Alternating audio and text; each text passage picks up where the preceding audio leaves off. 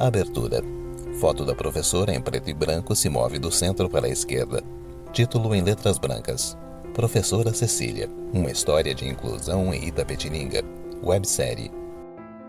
Imagem da entrevistada sentada em um banco de jardim com assento e encosto feito em ripas brancas.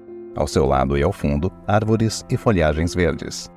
No rodapé do vídeo, legenda: Maria Inês Aires Bernardes, sobrinha de Cecília.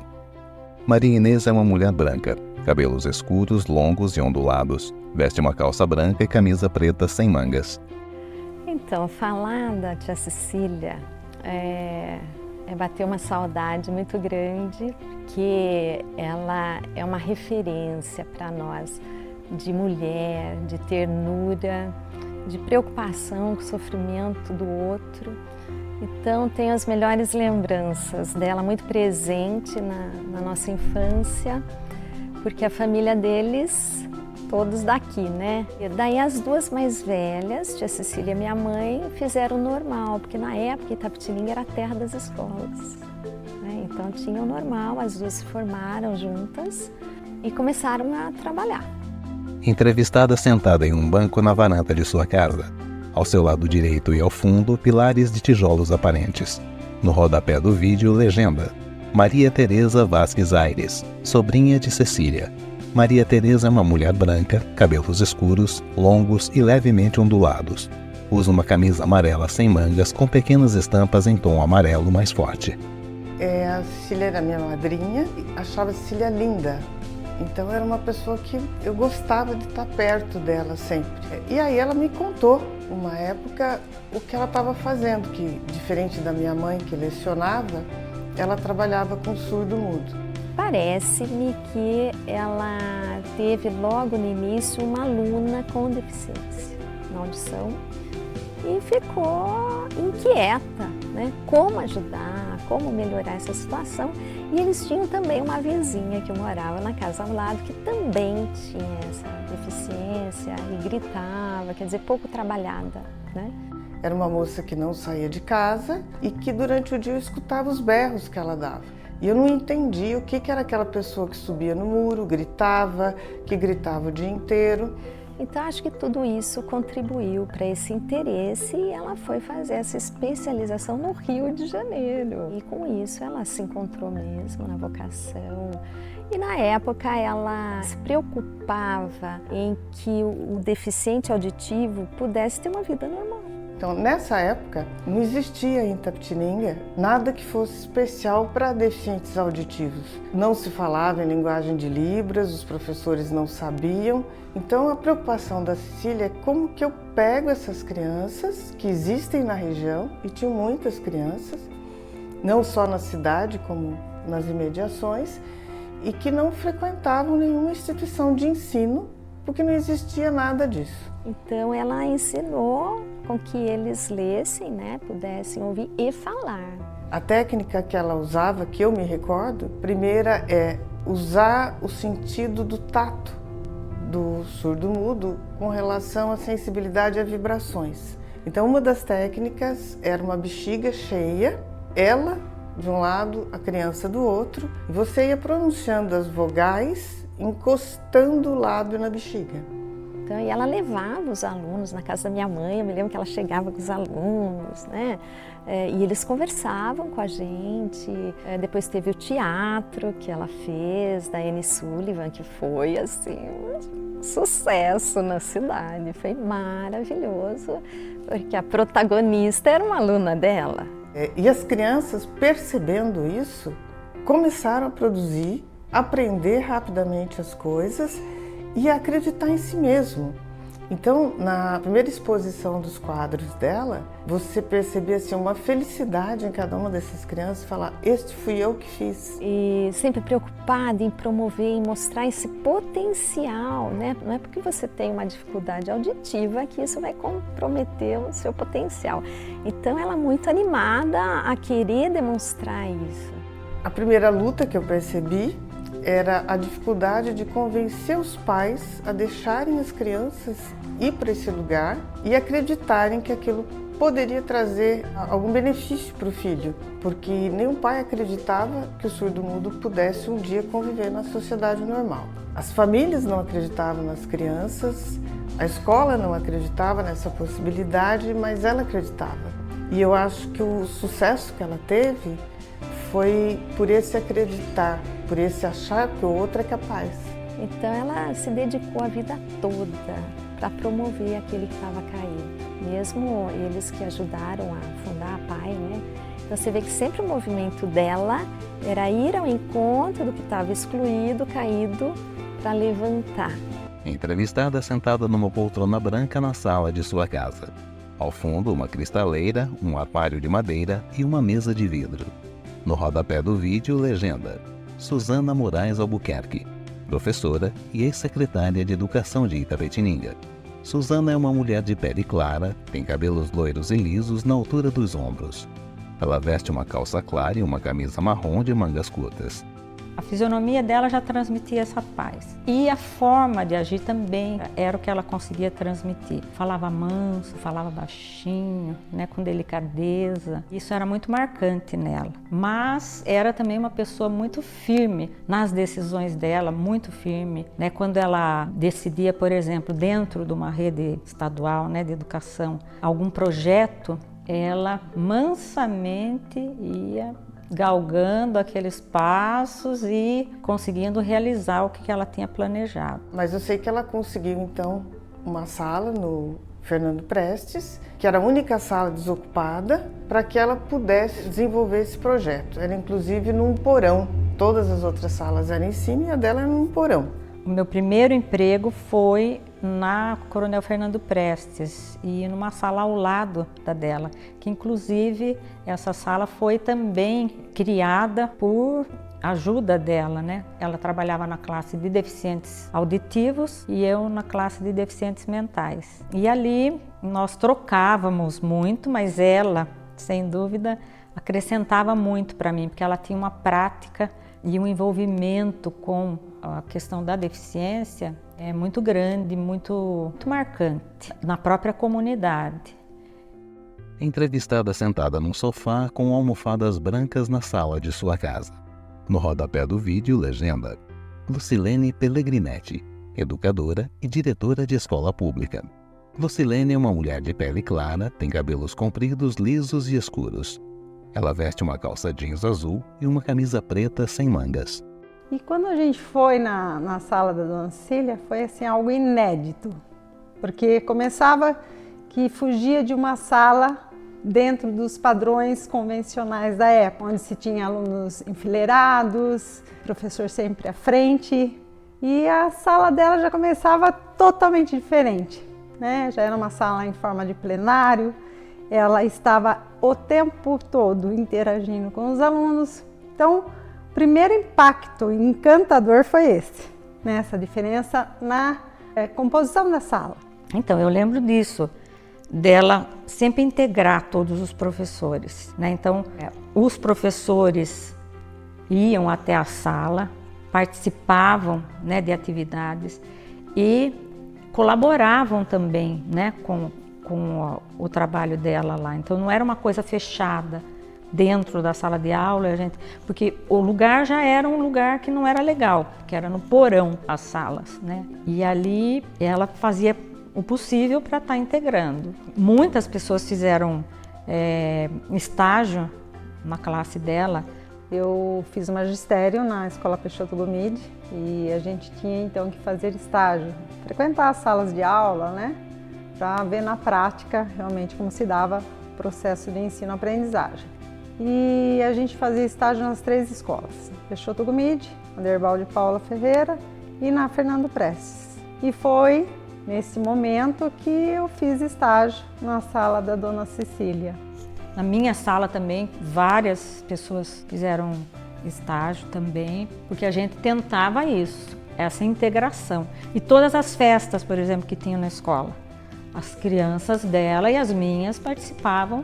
De alguma forma, a gente colocava as crianças para participar também. Inclusive, quando ela fez o teatro, ela também integrava os professores da escola, por exemplo, professor de artes, né, ou até artistas da comunidade, para fazer um trabalho lá dentro da escola. Então, uma exposição, inclusive, que ela fez com as obras dos alunos, que eu tenho aqui 2 quadros que eu comprei dessa exposição, que foram feitos pelos alunos da Cecília. Então, ela era muito avançada nessa questão. Eu acho que hoje ela é, assim, para nós que trabalhamos na área de deficiência, ela já naquela época já demonstrava essa inovação, né, com relação à inclusão. A prática era realmente muito bonita, sabe, envolvente, porque ela tratava aqueles alunos com amor, com uma dedicação, com uma paciência, que era assim algo inusitado.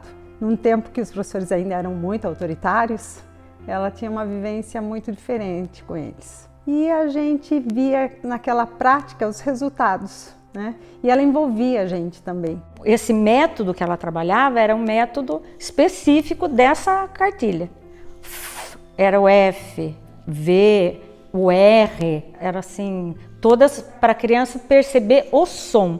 Era uma cartilha fonética que para os meninos dela, ela mostrava o som, né? Por exemplo, o som do F, fazia para as crianças perceberem, né, o faca, né? E aí acompanhava um movimento, que naquela época ainda não tinha libras, né? Não era a libra como é hoje, era o método fonético gestual. Tentativas, erros, o som ia aparecendo numa vogal, A, O. A outra forma também de ensinar a emissão desse som era através do ar que se desloca. Então ela colocava a mãozinha na frente da criança e falava A, M, e depois a criança tentava produzir o mesmo deslocamento de ar colocando a sua própria mão na frente. A mão na bochecha também. Ela falava uma palavra, a criança colocava a mãozinha na bochecha da gente e depois tentava fazer o mesmo tipo de vibração, movimentando sua corda vocal. E ela envolvia a gente também, né, como estagiário, porque normalmente você estagiário, você fica no fundo lá da sala observando. Ela colocava a gente para perceber de perto como se dava aquele processo, colocava a gente para ouvir, né, a fala dos alunos, para eles ouvirem a gente falando. Então isso era muito legal, essa sensibilidade dela, né? Não só com os alunos dela, mas nos vendo também como alunos ali dentro da sala de aula. Porque é a coisa mais difícil que a gente vê hoje na rede, seja na pública ou seja na privada, é a inclusão de fato desses alunos. Porque não basta você colocar o aluno dentro da sala de aula ou dentro da escola. Você realmente tem que ofertar a ele condições para que ele se desenvolva. Entrevistada sentada numa poltrona amarela na sala de sua casa. Ao fundo, uma mesa com 3 porta-retratos e um vaso com rosas vermelhas.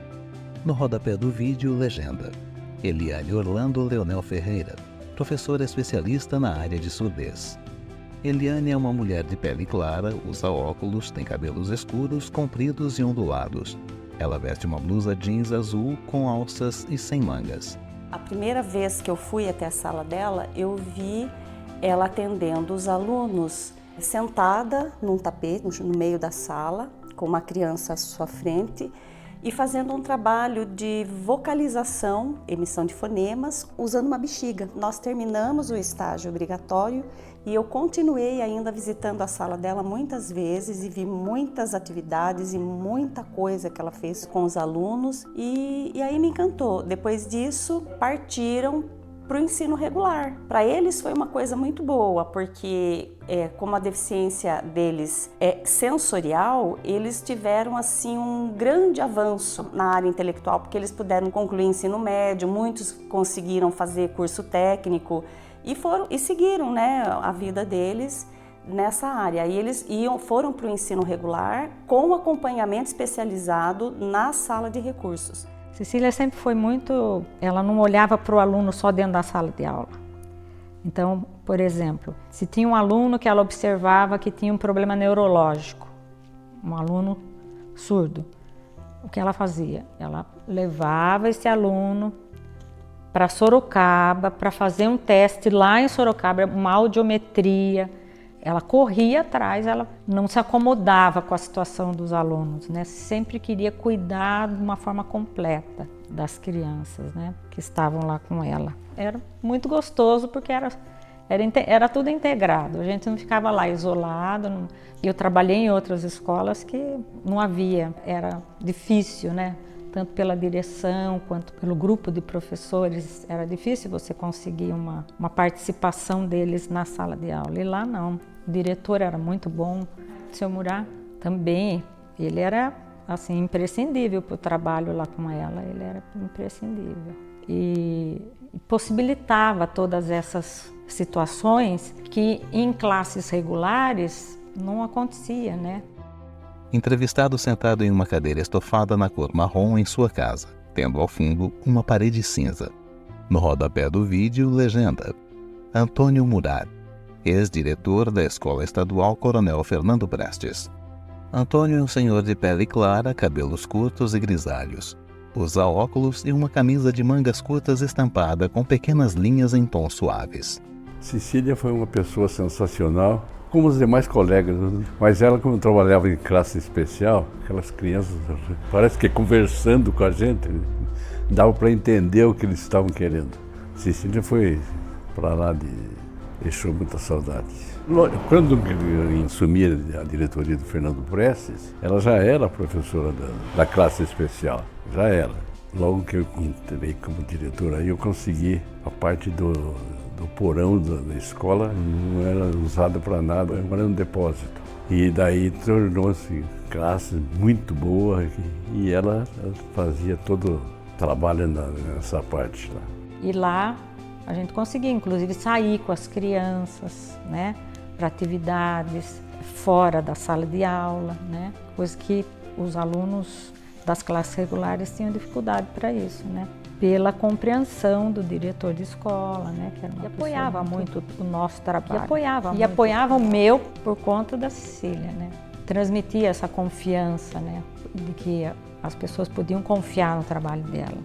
Aos poucos ela foi conseguindo a confiança desses pais e a classe foi se formando. A ideia dela era dar uma educação básica do primário, colocar essa criança numa forma de comunicação que a partir do ginásio, na época, né, conseguisse frequentar uma sala normal através de leitura labial do professor, desde que o professor olhasse. O que me marcou muito foi ver a dedicação dela com o trabalho de vocalização dos alunos, porque até então não se falava em língua de sinais. O trabalho com os surdos era todo voltado para a vocalização, era para auxiliar no desenvolvimento da fala. E ela era muito dedicada a isso, tanto que os alunos dela, muitos eles produziam assim a fala, né? Conseguiram produzir de certa forma a fala. E também eu vi uma aula dela de musicalização no piano para trabalhar timbre, né? A melodia da voz com os alunos. Isso realmente me marcou. Inclusive esse piano, antes de eu me aposentar, ele ainda estava na escola guardado lá, né? Hoje eu não sei dizer, né, se ainda tá, mas na época ainda estava o piano que ela usava, sabe?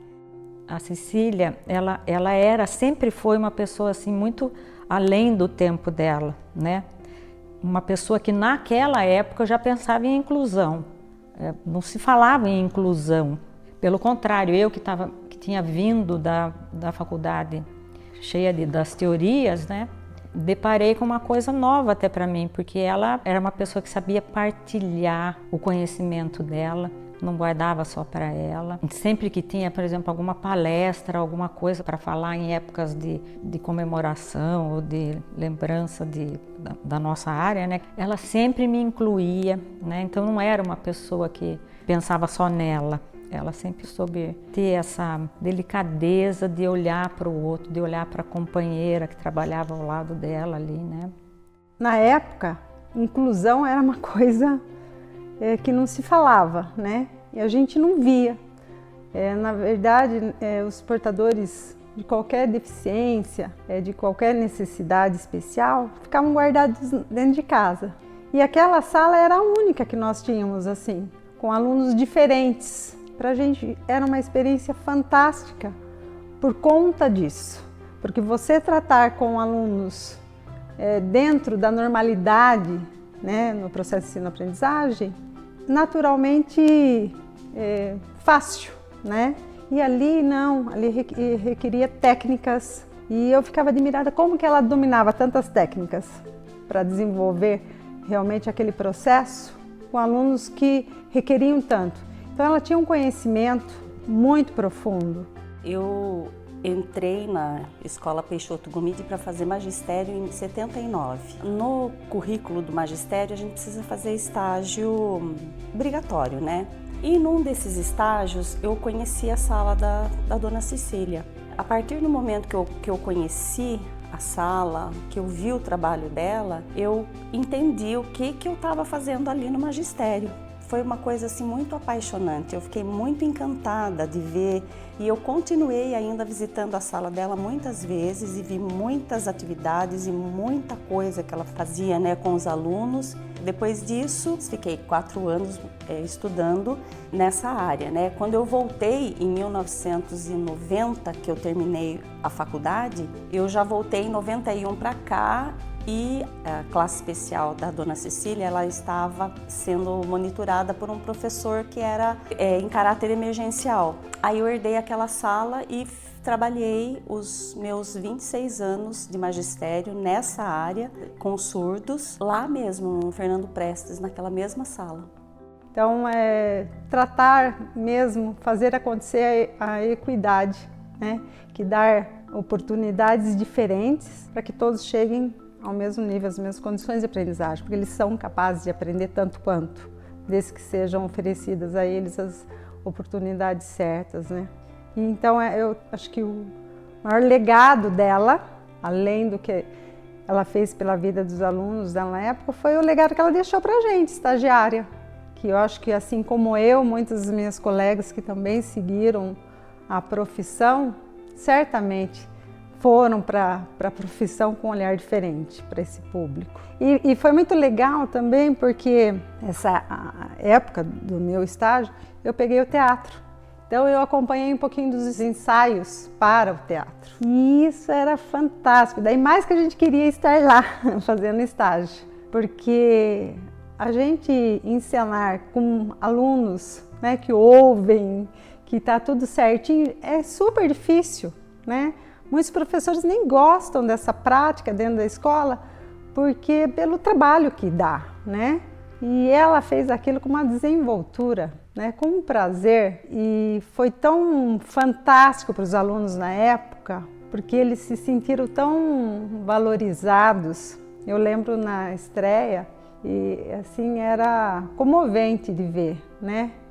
Entrevistado no interior de uma igreja. No rodapé do vídeo, legenda. Milton Cardoso, orientador de artes cênicas. Milton é um homem pardo.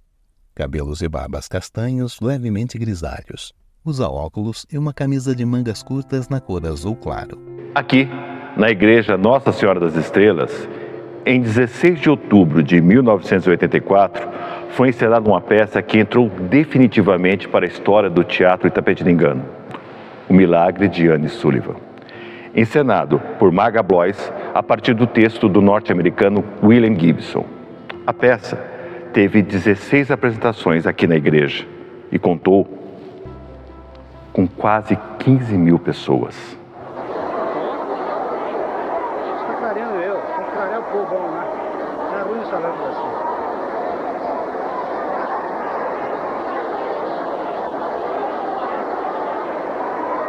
O texto de Gibson é inspirado no trabalho da educadora norte-americana Anne Sullivan. A professora, com muita determinação, ensina a linguagem dos sinais a uma criança de 7 anos de idade, Ellen Keller, cega e surda desde os 18 meses de vida. O texto é inspirador e ganha a projeção no palco norte-americano e é levado ao cinema em 1962. No Brasil, 5 anos depois, o Teatro Popular do SESI encena a peça com a atriz Berta Zemel fazendo o personagem de título e ganha um prêmio Molière naquele ano. E ela que eu quero, meu lugar, quero que você venha lá, ou ela me quer.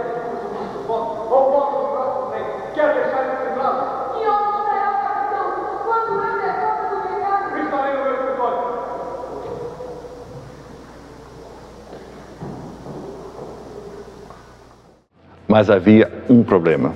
Quem interpretaria o papel de Anne Sullivan? Personagem difícil.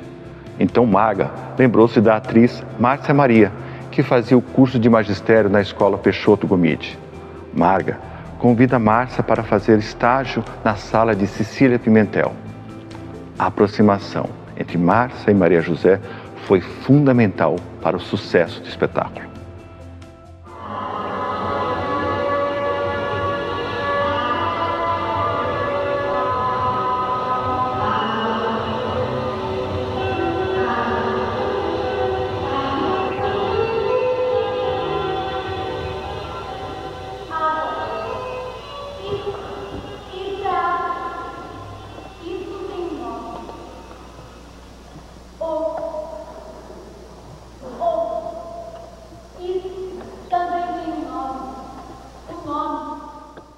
Marga Bloss era conhecida pelo detalhe em cada etapa da produção dos seus trabalhos.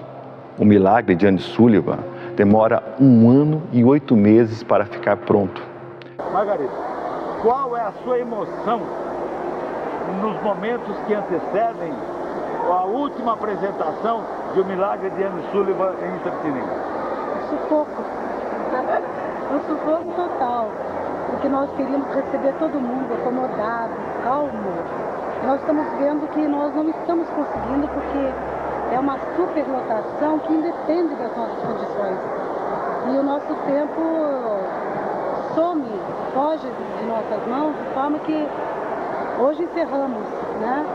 Mas na expectativa de que esse trabalho não pare e também atinja outras cidades, outras capitais, né? Para mostrar o valor desses jovens e o valor inédito da garota Maria José. Né? Dias antes, uma equipe de jornalismo da TV Globo acompanha o trabalho. A reportagem de Anne Sullivan é vinculada no Jornal Nacional e ganha repercussão nacional. Lembrando que numa época que não haviam redes sociais para a gente ter uma ideia da magnitude deste trabalho. Em Itapetininga, São Paulo, a luta de uma professora. Ela teve que ensinar aos alunos muito mais do que ler e escrever. Parece uma sala de aula comum. Lousa, carteira, giz. São apenas 10 alunos. 10 crianças que, quando chegaram aqui, não sabiam que tinham voz, nome e nunca tinham emitido nenhuma palavra. Apenas gritos. Essas crianças aprendem a falar principalmente através da expressão corporal, fonema por fonema. Esse é um exercício preparatório para o aprendizado da palavra mamãe, um dos trabalhos mais emocionantes. Mamãe. Esta menina, por exemplo, Maria José, entrou aqui com 6 anos. Só agora, com 13, ela articula algumas palavras. Mas em todos estes anos, ela aprendeu muito mais do que falar. Tanto que foi escolhida para o papel principal de uma peça de teatro. E no teatro, de uma certa forma, Maria José revive a história da sua vida. Aqui, ela faz o papel de Helen Keller, a menina, também surda-muda, que com a ajuda da professora, aprende a falar. A peça mostra a dura batalha de Helen Keller para aprender a falar. Anne Sullivan, a professora, era rigorosa. Isso é água, Helen! Água, Helen! E também entrevista a professora Cecília Pimentel, com seu trabalho exemplar que fazia na escola Fernando Prestes. Qual é a emoção de ensinar essa palavra? A emoção é muito grande porque a criança fala pela primeira vez a palavra mamãe para mim. O que ela é para você? Eu para você, eu para você, eu para você. Mamãe! Que lindo.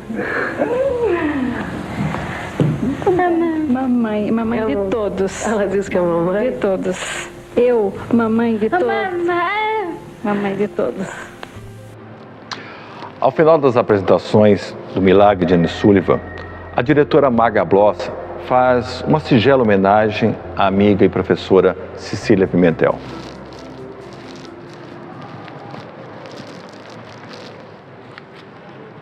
Muito da grandeza de servir está no desprendimento de quem o faz. Seu apoio foi uma eloquente lição para nós, do Grupo TESPES, que aprendemos a amá-la. Sem dúvida, o Milagre de Anne Sullivan foi um grande sucesso, inspirado num trabalho apaixonante da professora Cecília Pimentel. Seu trabalho transformou a sua geração e transformará as futuras gerações que fazem da arte de ensinar a sua paixão.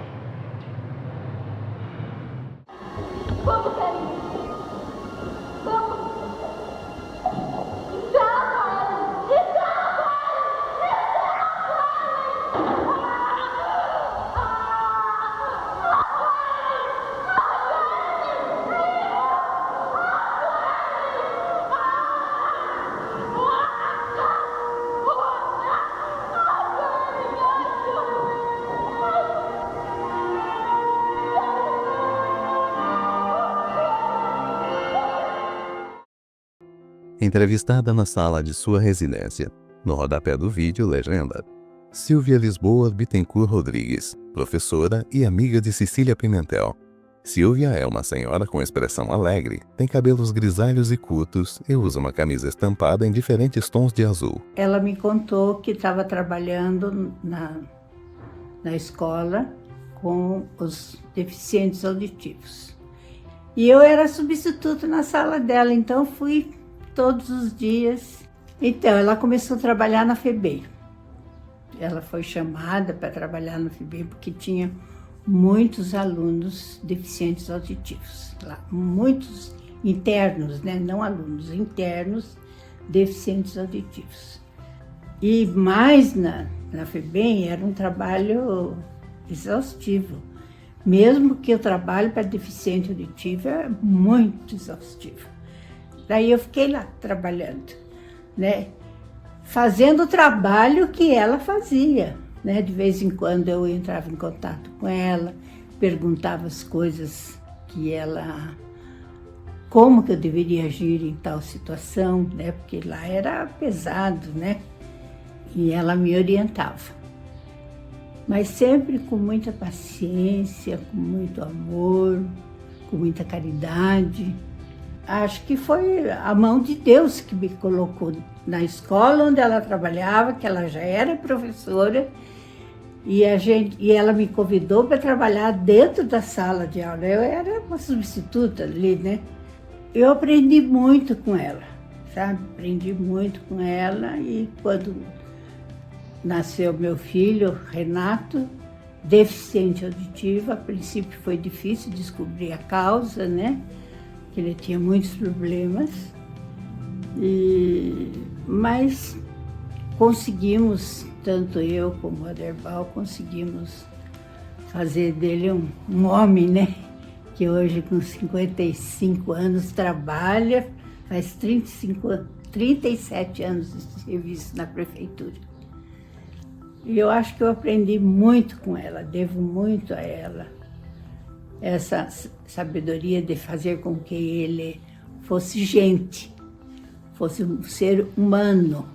Não interessava para mim, tanto até agora ele gosta muito de contar que ele faz 37 anos que ele trabalha na prefeitura, que ele recebe o salário dele e que ele vai fazer isto ou aquilo com o salário dele.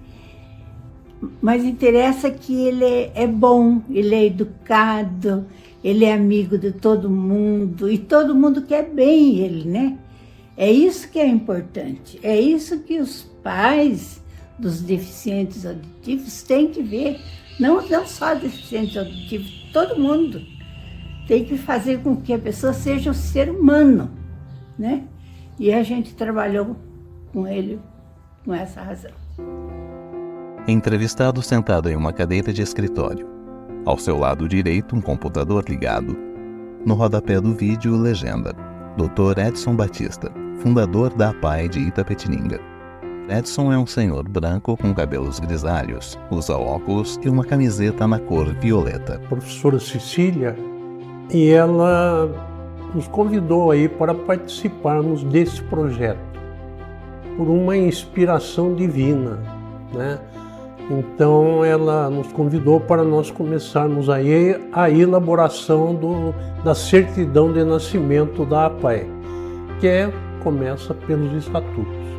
E nós nos reuníamos ali na rua Campos Sales, e ali a gente ia durante a semana debater ideias, né? O que seria importante estabelecer no estatuto, embora já tivesse um estatuto padrão, mas ele teria que ser adaptado às necessidades da APAE aqui de Itapetininga. E lá nós nos reunimos. Às noites, eu me lembro de alguns companheiros que estavam lá também, o Dr. Terces, né, estava lá junto conosco, a própria professora Cecília presidindo as reuniões. E aí começou até para a instalação no dia 14 do mês de julho de 1971. Então nos reunimos lá, todas as autoridades de Itapetininga, para fundação, instalação e início, né, das atividades da APAE aqui de Itapetininga. E eu me sinto muito gratificado pela lembrança da professora em me convidar para eu fazer parte desse projeto, né? É um projeto mesmo divino, como eu falei no início, e está aí até hoje, rendendo frutos, né?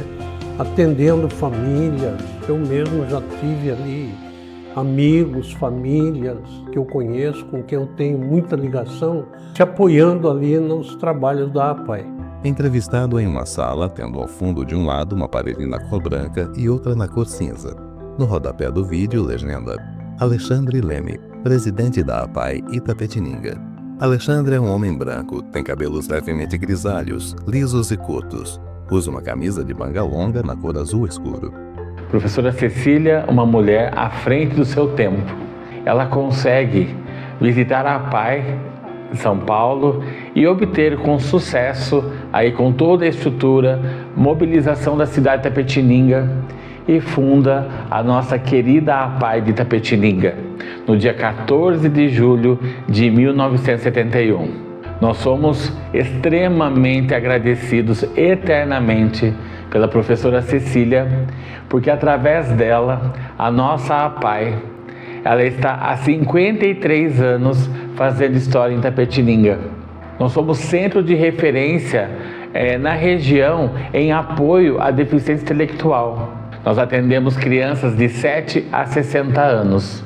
Nós temos escola, nós temos oficinas terapêuticas, nós temos sala Snuslin, que é uma sala sensorial, a terceira APAE do estado de São Paulo a ter essa sala sensorial. Nós temos hidroterapia, ecoterapia, nós temos também oficinas culinárias, artesanato, nós temos também alunos que são ensinados ao profissional, ou seja, estão no mercado de trabalho, apoiados pela APAE Itapetininga, nos nossos comerciantes de Itapetininga, trabalhando, recebendo, registrados, como a CLT determina. Essa sensibilidade, esse amor à causa que hoje é apaiana, veio da querida e amada professora Cecília. E hoje, atualmente, nós atendemos 515 alunos, 365 na base, na sede, na Vila Paulo Aires, né? E temos 150 alunos até dezembro atendidos na unidade 2, que é o Centro TEA de Itapetininga, gerenciado pela APAE Itapetininga. Nós agradecemos muito por tudo que temos. A professora Cecília, com certeza, ela é diferenciada e a sua história se perpetuará para todo sempre na nossa APAE Itapetininga. Entrevistada em uma sala, tendo ao fundo de um lado uma parede de cor branca e outra de cor cinza. No rodapé do vídeo, legenda: Elisete Ponce Petelinca, dirigente regional de ensino. Elisete é uma mulher branca, cabelos castanhos claros e lisos na altura dos ombros. Está usando uma camiseta preta.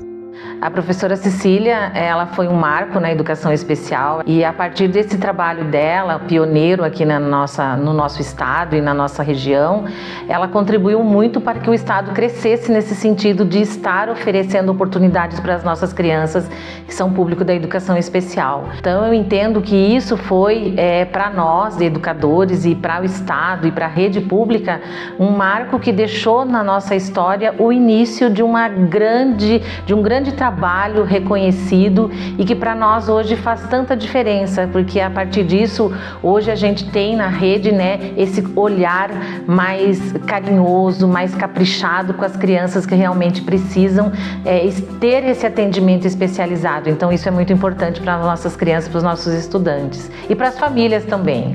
A nossa diretoria de ensino abrange aqui a região de Itapetininga, são 9 municípios, né? E nela nós temos 51 escolas. Nós somos aí a primeira diretoria a ter uma sala de educação especial em todas as escolas, as 51 escolas que atendem às diversas deficiências. Então, em cada escola, conforme o público-alvo, é aberta essa sala para que seja atendido essa criança, independente da deficiência que ela traga. Então, também fomos pioneiros nisso. E isso vem trazendo um grande crescimento para as nossas escolas. As crianças acolhem os seus colegas de uma forma muito especial. Para eles, todos são iguais e todos somos iguais, né? Então, eles oferecem esse cuidado que a gente acha, assim, muito importante. E quando a gente vê o outro cuidando daquela criança que chega para ele, isso se torna dentro da escola um momento muito especial. E quando a gente vê a produção dessas crianças acontecendo. Uma criança chegou para mim no 6º ano e quando eu estava saindo da escola, essa criança ela já estava no 8º ano e antes de eu sair, ela fez questão de vir mostrar uma avaliação dela de língua portuguesa em que ela tinha feito sozinha. Então isso foi um momento muito emocionante para nós e aí a gente vê como é importante a gente dar oportunidade.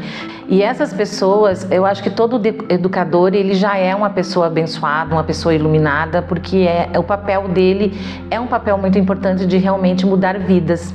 E quando esse educador ele se dedica à educação especial, eles têm esse perfil de trabalho. Primeiro um perfil muito humanizado e depois um perfil de estudiosos que buscam realmente o conhecimento para poder fazer a diferença na vida dos nossos estudantes. Então aqui a minha palavra principal para eles é admiração e gratidão. Entrevistada em uma sala, tendo ao fundo de um lado uma parede de cor branca e outra de cor cinza. No rodapé do vídeo, legenda: Professora Jéssica Fabiane de Medeiros, Diretoria de Ensino Região Itapetininga. Jéssica é uma mulher branca, cabelos castanhos lisos e longos, usa uma camisa preta e blusa rosa. Eu sou a professora Jéssica, eu atuo no ensino colaborativo com as crianças com todos os tipos de deficiência, né? Autista, deficiente intelectual, visual, com deficiência auditiva. Eu atendo todas as especificidades, assim. O primeiro deles é meu filho, que é autista. Aí eu comecei lá em 2012, trabalhar nessa área, buscar mais informações, porque eu não sabia nada sobre. E aí eu fui procurando onde meu filho se encaixava, né? Porque eu sabia que ele era atípico, mas o que era exatamente eu não sabia. E aí ele começou a ler com 3 anos de idade, então para mim já era um caso assim, de uma criança fora da faixa de desenvolvimento, porque ele nunca tinha ido para a escola. Então eu comecei nessa área, entrei, mas aí eu percebi assim que não era só a minha angústia, era a angústia de várias mães. Então eu comecei a entrar em vários grupos. Então aí eu comecei, me apaixonei pela área, vi as angústias das outras mães, falei, não, eu quero fazer algo para ajudar a melhorar essa qualidade de vida dessas pessoas e das mães também, né? Porque as mães sofrem muito. A maioria são abandonadas pelo parceiro, então essa mãe fica sozinha nesse processo, né? E um caso assim que marcou muito foi de uma estudante que chegou na escola, ela era não verbal, ela tinha pouca fala, né? Que ela teve foi na gestação, que ela teve uma complicação e não tinha assim a formação do crânio. E ela tinha assim, a mãe não quis fazer a cirurgia, né? Que precisa para a reconstituição do crânio, por conta que ela tinha um risco de vida, então a mãe optou por não fazer.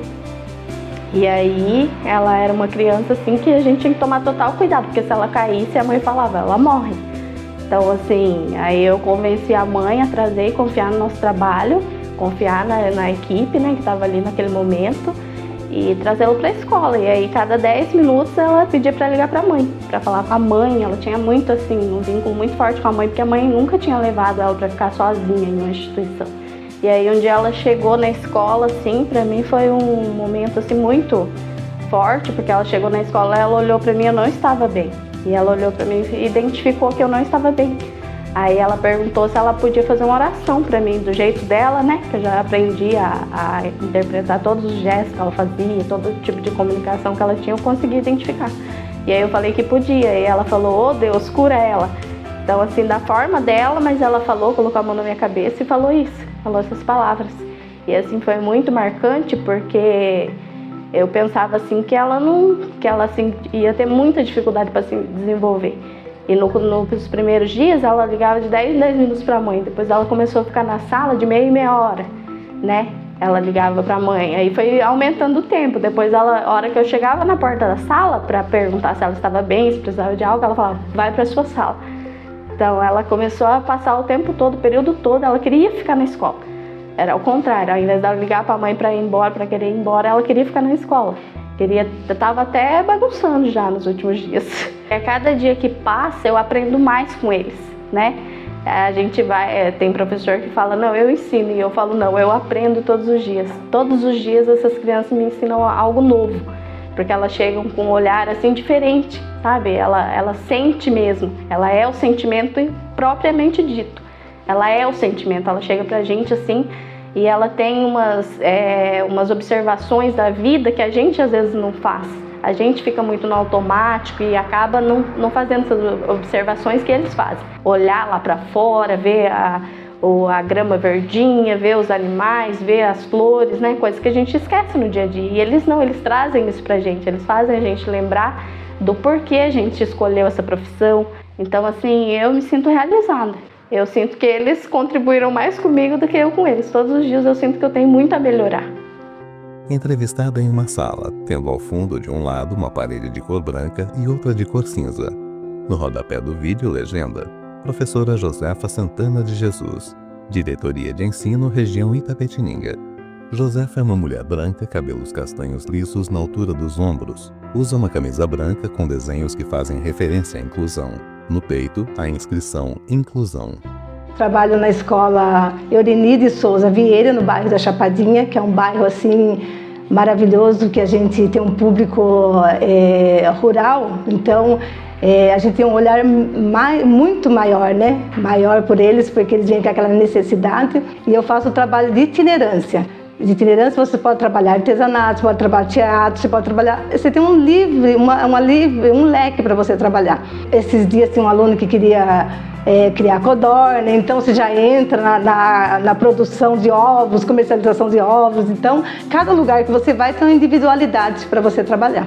Cada um daqueles que você consegue fazer, ele vencer essa barreira, então é marcante para você, né? Um dos primeiros atendimentos meu, que foi no municipal, ele foi um aluno que ele me deu um soco no nariz. Eu levei um soco no nariz. Aí eu respirei fundo, continuei trabalhando. E nessa época passava o psicólogo na escola conversar com a gente sobre, né, o envolvimento, né, como que estava, como que era a socialização dele. Aí eu falei para ele, calma que eu tô me recompondo. Ele falou, o que aconteceu? Eu falei assim, eu levei um soco no nariz. O psicólogo muito tranquilo, ele falou assim, me fala em que momento isso aconteceu. A gente estava no parquinho e eu coloquei ele no carrossel, no cavalinho do carrossel. Ele falou, então, há muito tempo ele queria subir nesse cavalinho do carrossel e ninguém nunca colocou ele. Como você colocou, ele te agradeceu e essa é a forma dele te agradecer. Simplesmente assim, é o modo dele. E hoje ele está um moço, já está com 18 anos e está estudando música na casa do adolescente. Ele quer se comunicar, do jeito que eles estão tentando se comunicar com você. E não importa se é aluno meu ou não, se eu estiver no shopping e eu encontrar uma criança em crise, eu vou lá, eu dou apoio para a mãe, converso com a mãe, deixo o que eu estou fazendo, não importa o que eu estou fazendo. É minha vida, não é o meu trabalho, é a minha vida, junto com eles. Entrevistado em uma sala, tendo ao fundo de um lado uma parede na cor branca e outra na cor cinza.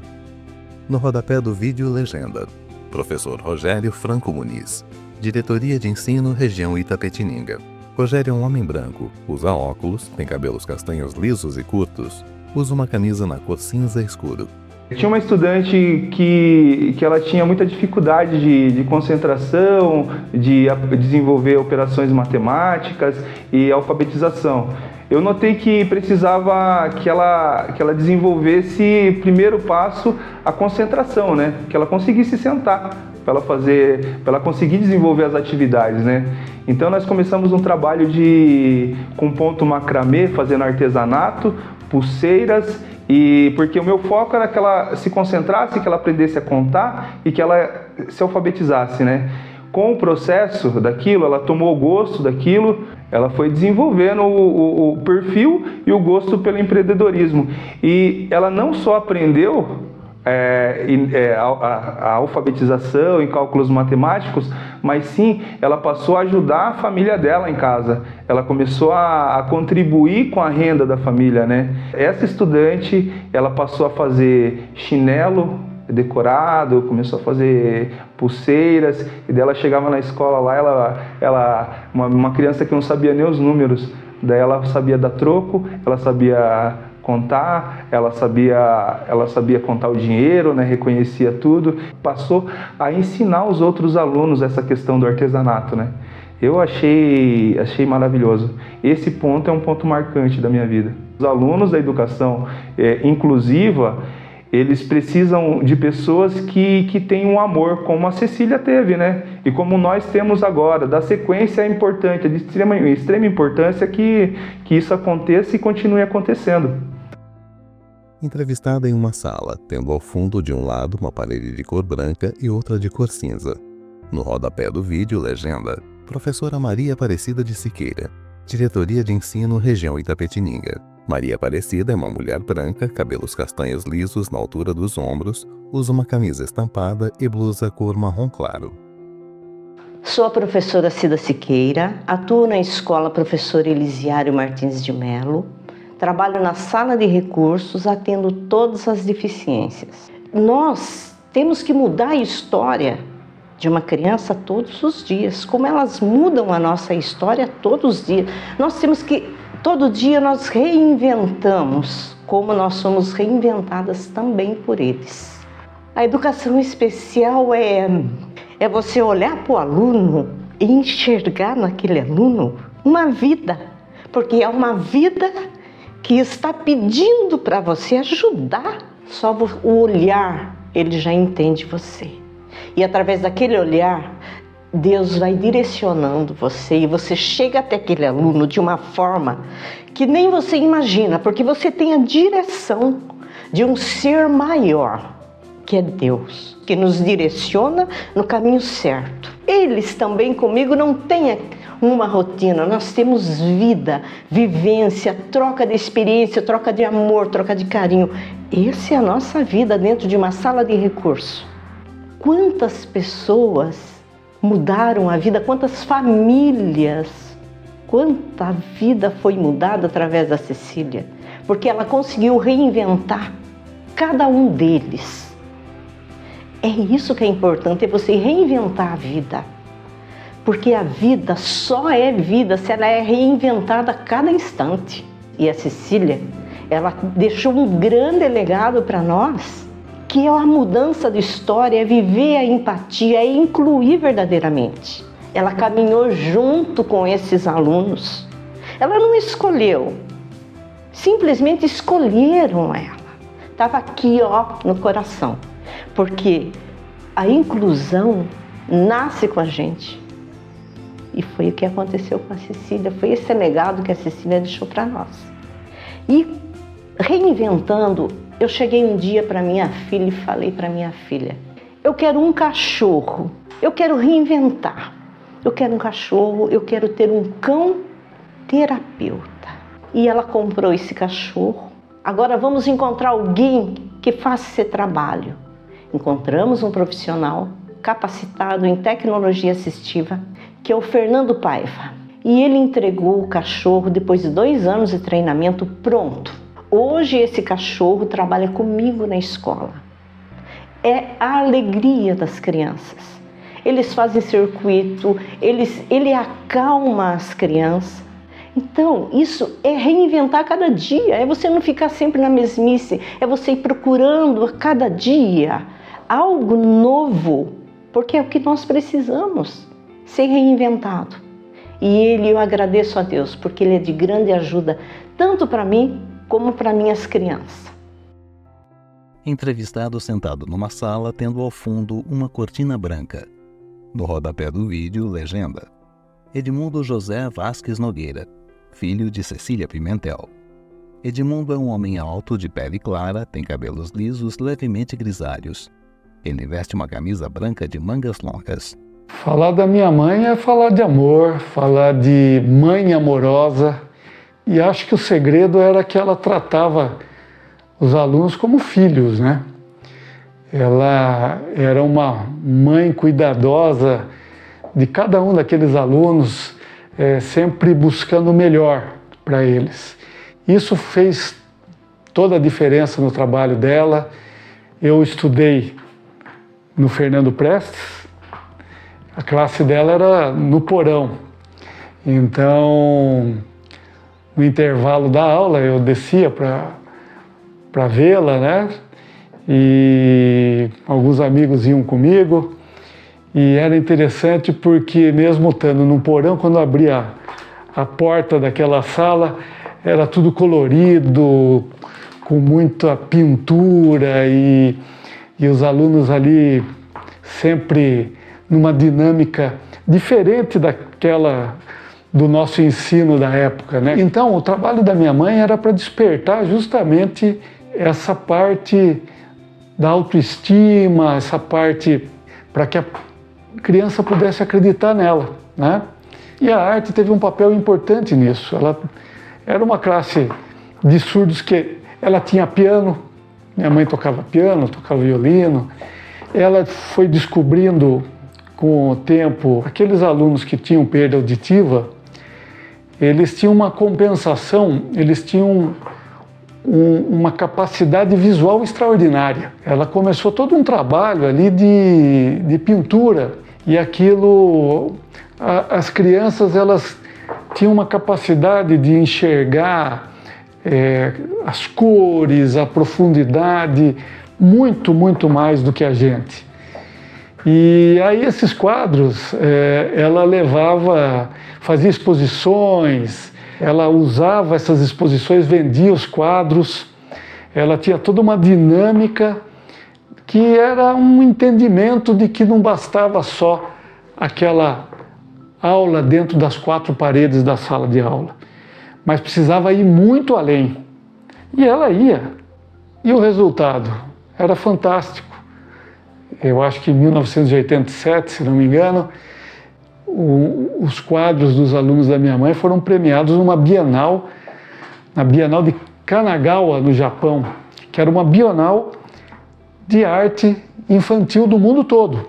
E as crianças da minha mãe tiveram vários quadros premiados e foi um reconhecimento da capacidade que eles tinham. Então muita gente levava os filhos falando: olha, dona Cecília, meu filho não é surdo, ele não escuta, não fala. Aí ela fazia os testes e o problema da criança era outro, não era surdez. E ela ficava penalizada de mandar de volta para casa aquela criança que não ia ter futuro nenhum. Ela não podia atender na classe, porque não era a especialidade dela. E, no entanto, naquela época, aquela criança ia ser trancada num quarto e não ia ter perspectiva nenhuma de futuro. Então ela foi atrás, junto com meu pai, foi para São Paulo, conheceu a APAI e, junto com a comunidade, o Edson Batista, que é um amigo da família, envolveram várias pessoas e conseguiram a fundação da APAI, o apoio da sociedade, para que nós tivéssemos a APAI aqui em Itapetininga, atendendo a essas outras especialidades que ela não podia atender na classe dela. É essa determinação que ela tinha de, ao entender ali aquela criança que está isolada em si mesma, né, pela falta de conseguir se comunicar. Esse olhar amoroso, eu me recordo, tem muitas histórias, eram umas férias escolares, eu tinha ido jogar futebol. Quando eu retornei para casa, entrei em casa, um menininho numa mesinha fazendo tarefa no quintal de casa. Eu perguntei, mãe, que é essa criança que está aqui em casa? Não, esse é um menino que está precisando de um reforço, ele não conseguiu atingir o que ele precisava, então eu trouxe ele aqui para casa para poder ajudar aí, passar as tarefas para ele. E aí ela estava lá cozinhando, lavando roupa, dando uma tarefinha para o menino. Esse documentário é algo muito especial para mim. É uma felicidade imensa poder resgatar a história de vida da minha mãe e ver que aquelas sementes que ela plantou transformou a vida daquelas crianças. E hoje, a gente vendo a história de vida dela, a gente tem que valorizar muito as Cecílias de hoje. Esses professores e professoras que estão dia a dia nas nossas escolas estaduais e em outras instituições, apoiando, ensinando e promovendo a vida dessas crianças diferentes. Eles são apenas diferentes da gente. E esses professores, as Cecílias, sabem muito bem disso. E isso faz toda a diferença nesse trabalho de educação inclusiva. Por conta desse documentário, dias atrás eu estava mexendo em umas coisas que eu guardei da minha mãe e encontrei um cartãozinho escrito com a letrinha dela, que define exatamente o trabalho que ela fez. Ela escreveu o seguinte: o amor é uma linguagem que os surdos podem escutar. Encerramento. Foto da professora em preto e branco se move do centro para a esquerda. Título em letras brancas. Professora Cecília. Uma história de inclusão em Itapetininga. Websérie.